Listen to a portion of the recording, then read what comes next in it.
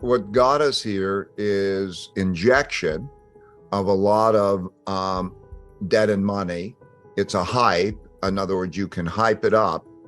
Think of it as, you've got somebody who's weak and whatever it is, and you give them the shot, and then that shot of buying power. And if the amount of spending increases by more than the amount of production, then prices by definition go up. And so there was a massive amount of giving away checks and money.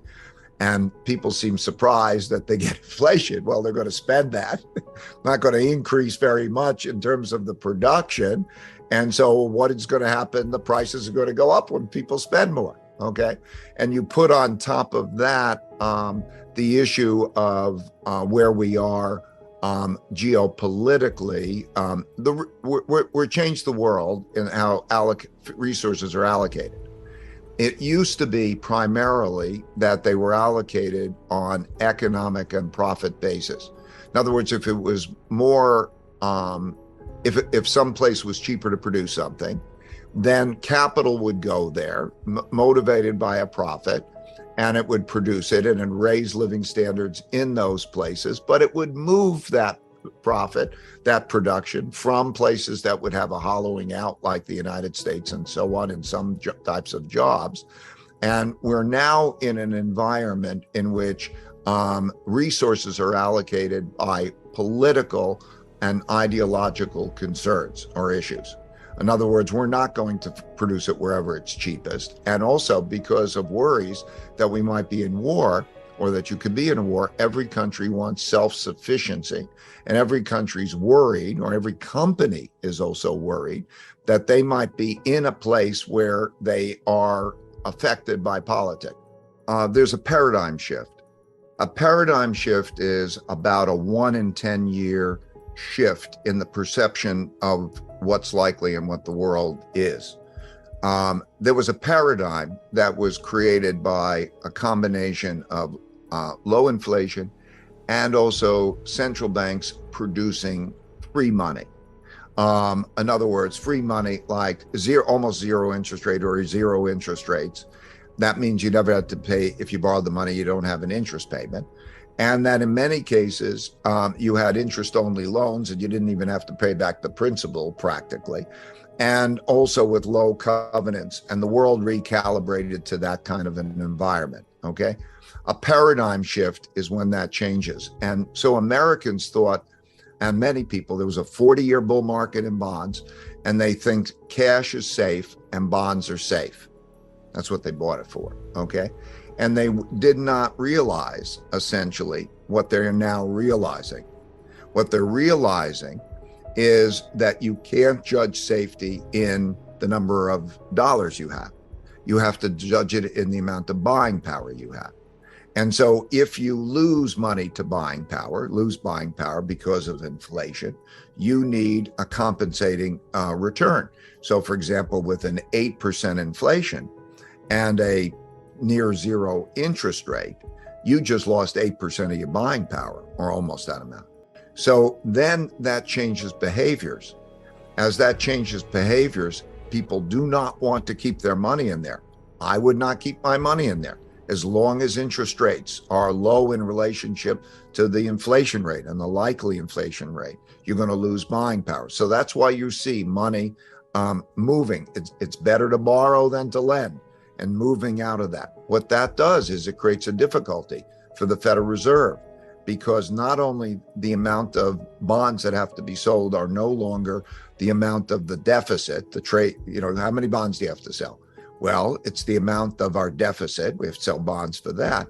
And if there's other selling of bonds because they're not good returns, then there has to be more and more selling. And then you have the Federal Reserve choosing to sell, that they're going to sell $1.1 trillion of bonds. So who's going to buy all these bonds? So when you look at that, that means that there's a big tightening of credit. We need to fight inflation. And therefore, it's good that they're catching up. They were behind it. That's why we're in a period of stagflation. Central bank is going to try to find a middle ground but there's a lot of debt and somebody's got to be paid back, and you're either going to get paid back in real money or you're going to get paid back in deflated money. And because they want to deal with both of those things and try to have a middle course, it'll produce stagflation. Before we continue, help us clicking that YouTube like button and subscribe now to our channel. This shows the algorithm that you valued this information. And it helps us spread that message. Sharing is caring. And now, let's continue. I have bad news for you. If you're not rich by now, you're screwed. And if you're in debt, you're even double screwed. How so, you might wonder? Well, the sad truth is that you're working your whole life to make someone else rich. The mega corporations, the banks, the politicians, everyone is getting richer. They get your money. And what is even worse, they get your time, they get your life. You are not even in a rat race, you're in a financial prison. But what could a solution for you look like?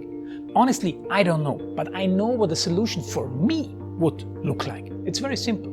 I use whatever money I have and I multiply it with 1,000. This could make my life much easier and probably yours as well.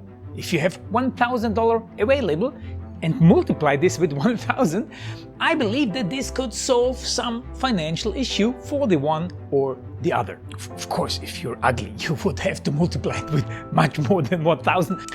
My name is Markus Dan, and this is what I decided to do. I decided to 1000x my money. This is not a joke.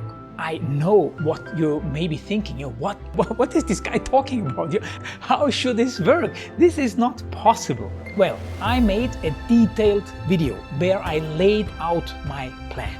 And some clever folks might even want to look at this plan and copy it and do exactly what I do. This is just a little hint on the side. You have two options. You leave, you forget what you have seen. You do whatever you're doing and you hope that somehow you get some other results. Good luck with that. Or you click the link below the video. You enter your email address because I'm not showing this to everybody. You at least watch my video on how I plan to 1000x my money. The choice is yours. Make the right choice. Join me. See what a different future you could have. See at least how I intend, how I plan to do the 1000x. So click on the link below, enter your email address, and I see you on the other side. Your Markus Dan.